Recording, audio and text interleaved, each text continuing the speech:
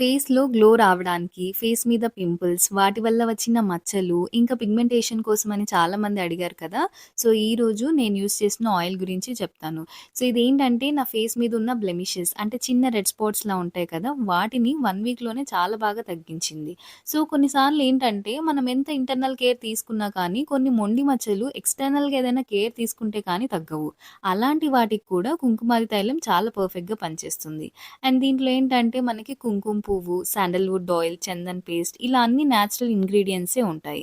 So, దీన్నెలా use చేస్తారు అంటే night time మీ ఫేస్‌ని క్లీన్ చేసుకున్నాక 3-4 డ్రాప్స్ ఫేస్‌కి అప్లై చేసుకొని లైట్‌గా మసాజ్ చేసుకొని పడుకోవాలి.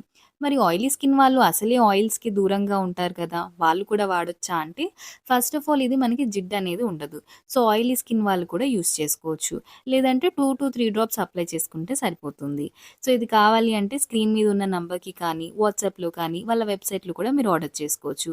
అండ్ నా నేమ్ చెప్తే మీకు 30% డిస్కౌంట్ కూడా ఉంటుంది.